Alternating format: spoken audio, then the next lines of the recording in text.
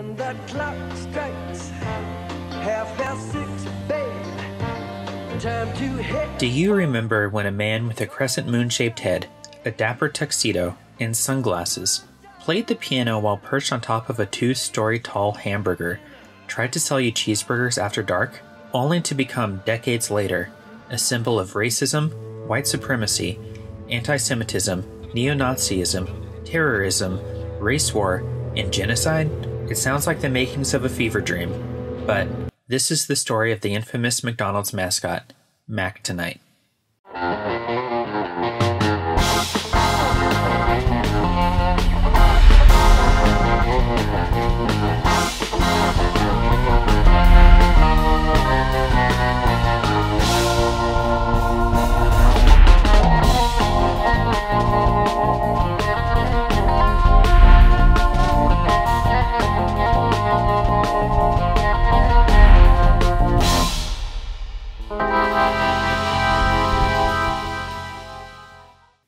Mac Tonight was a fictional mascot character introduced by McDonald's restaurants in 1986.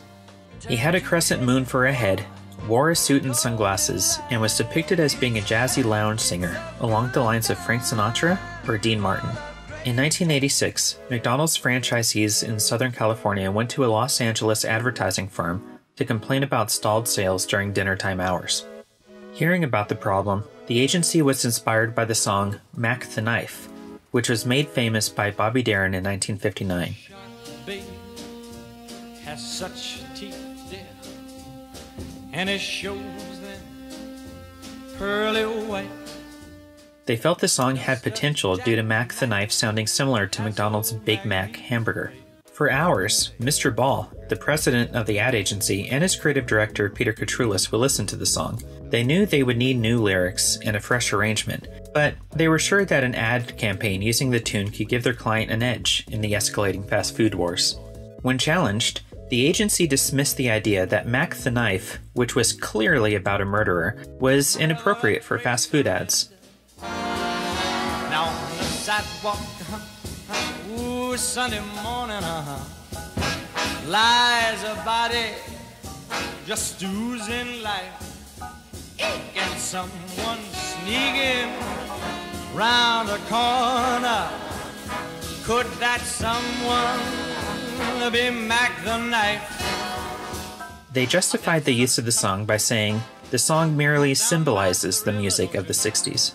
Mr. Ball recalls, "We explored using real people, but that didn't give enough memorability to it, and we tried celebrities. In the end, we decided to keep it a little whimsical and fantasy-like." After deciding not to feature real people or celebrities, they settled on a character style that would appeal to baby boomers and a revival of 1950s-style music in popular culture.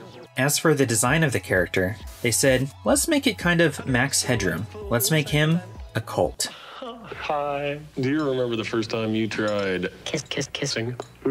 This gave birth to Mac Tonight, a surreal crooner, dressed in black and wearing 1950s dark sunglasses, on a head that is a huge crescent moon, as he sat at a white baby grand piano, appearing to float high above the city lights. The familiar golden arches emerge in the distance.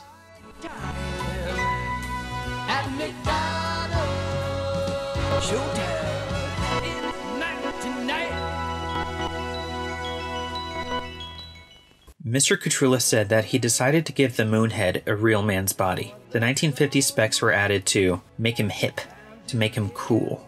Mac Tonight's name was a play on words of the song that inspired him, Mac the Knife. 4 spots began airing in late 1986 throughout California, Oregon, Las Vegas, and Phoenix. This new campaign digressed sharply from McDonald's advertising of the time. While standard McDonald's commercials featured soft, friendly, smiling faces rejoicing over hamburgers, until a tall redhead walked in. Looks like you detectives have everything here but barbecue sauce.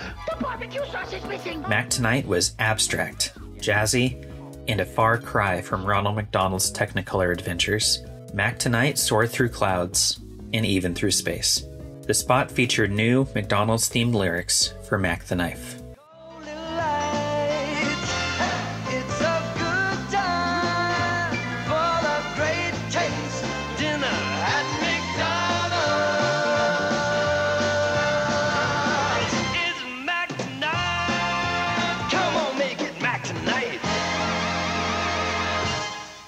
The campaign caught on immediately, with some restaurants in California reporting a double-digit increase in sales. Mac the Knife was familiar to baby boomers, a demographic the brand wasn't used to courting, and the fresh take was paying off. From 1986 to 1987, the campaign expanded to other cities on the American West Coast. In February 1987, it was decided that the character would feature on national advertisements, which went to air that September. In addition to the advertising campaign, a number of McDonald's restaurants during the early 1990s were also fitted with Mac Tonight animatronic figures, which featured Mac playing a piano. During this period, Happy Meal toys modeled after the character were also released at participating McDonald's restaurants. Mac Travel Toys.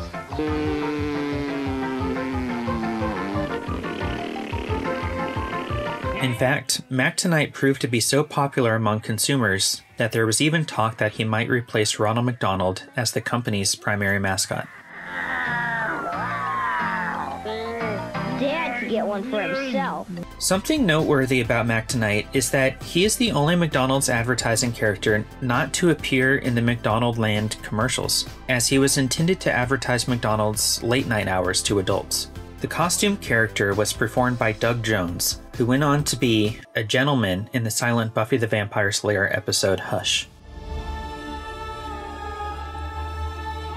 Abe Sapien in the Hellboy movies.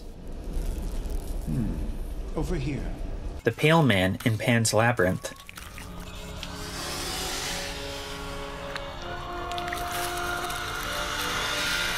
The Silver Surfer in Fantastic Four. The Amphibian Man in The Shape of Water.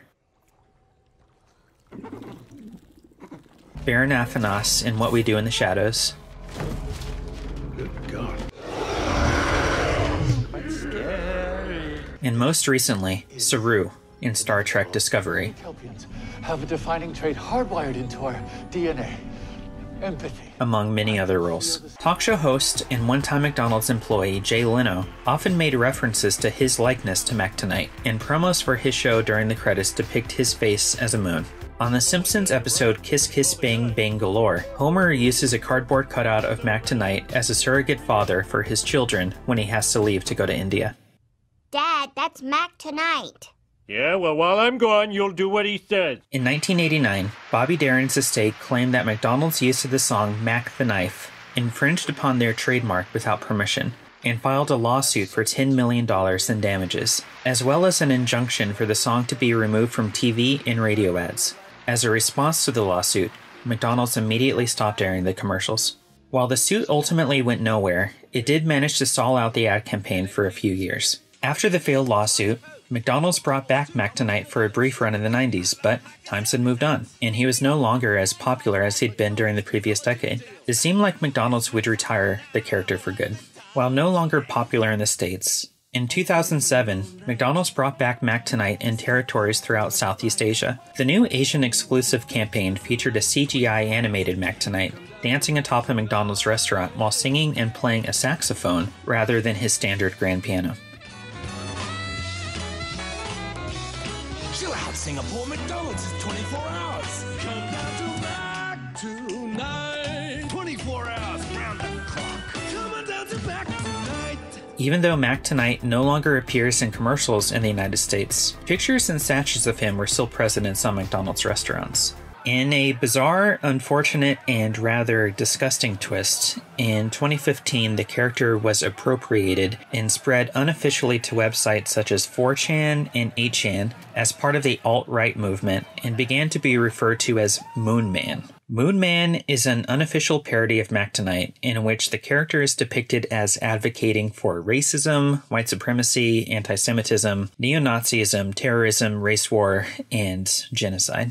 I won't even begin to show some of the deplorable messages that this character was used for, but it's important to note that on September 26, 2019, the Anti-Defamation League added Moon Man to their database of hate symbols, and YouTube consistently removes Moon Man videos for violating its community guidelines around hate speech. As a response, McDonald's began removing existing Mac Tonight sculptures and animatronics from their restaurants. In fact, the only McDonald's restaurant to still feature one of the animatronics is the world's largest entertainment McDonald's in Orlando, Florida. Personally, I remember seeing Mac Tonight commercials while watching Nick at Night with my parents.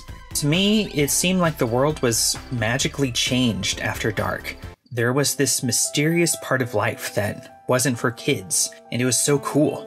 Mac Tonight was flying through the night sky. I wanted to know more about him. It made me wonder what the world was like after I went to bed, hoping that one day in the future I would be old enough to experience it myself. But as with many childhood dreams, when you do finally grow up, you realize the things that made you feel awe didn't really exist in the first place.